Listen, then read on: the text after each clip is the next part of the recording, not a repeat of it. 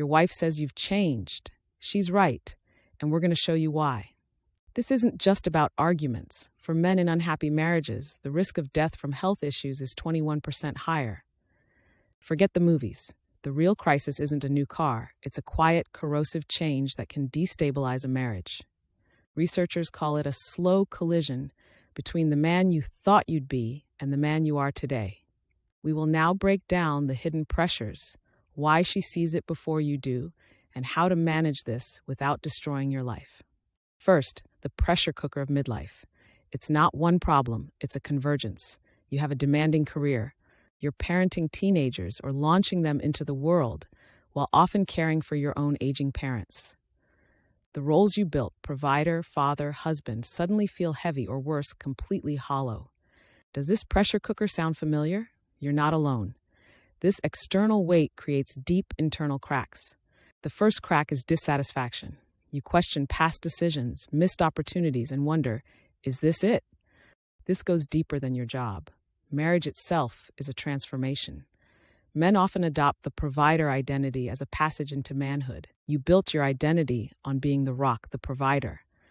But what happens when that foundation feels like a cage? To become that provider, what parts of yourself did you unconsciously give up?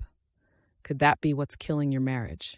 In the process of becoming a dependable partner, many men lose their edge, their individual ambitions, their passions. This directly impacts attraction. The very qualities she was drawn to, your drive, your spark, may have been sanded down by responsibility. This internal conflict fuels regret over unfulfilled dreams.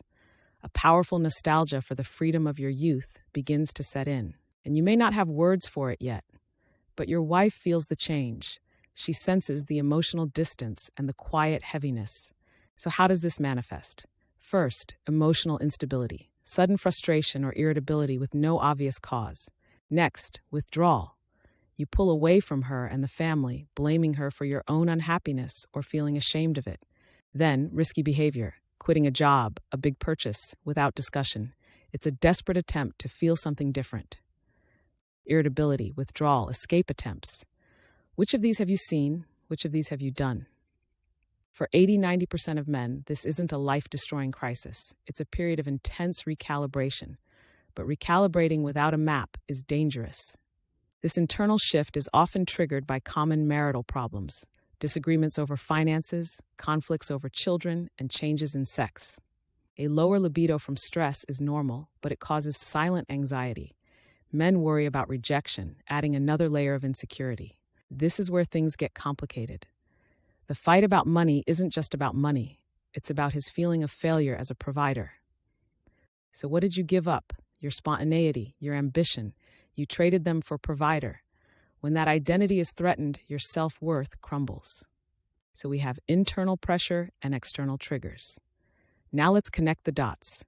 Why is this combination so destructive? Recall the unconscious trade of your identity for stability. When that stability is threatened, you resent the cage and withdraw from the family. This is the slow collision. Your wife's complaint that you've changed isn't an attack. She's the first witness to a crash you haven't admitted is happening. Because the change is unnamed, your attempts to fix the feeling are clumsy. The impulsive behaviors are a scream for a life you feel is slipping away. This cycle fuels the marital dissatisfaction that has deadly serious consequences. The 21% mortality increase is the physical cost of this silent war. In the most extreme cases, the stakes are unimaginable. The highest suicide rate for any demographic is middle-aged men, with family breakdown a key driver. So yes, she is right. You have changed, but this change is not a final verdict. It is a crossroads. It's a call to find new purpose. One path leads to isolation and regret. The other involves acknowledging the shift and deliberately building your next chapter. You don't have to blow up your life to feel alive again. The first step isn't to leave, it's to look inward. Your life may depend on it.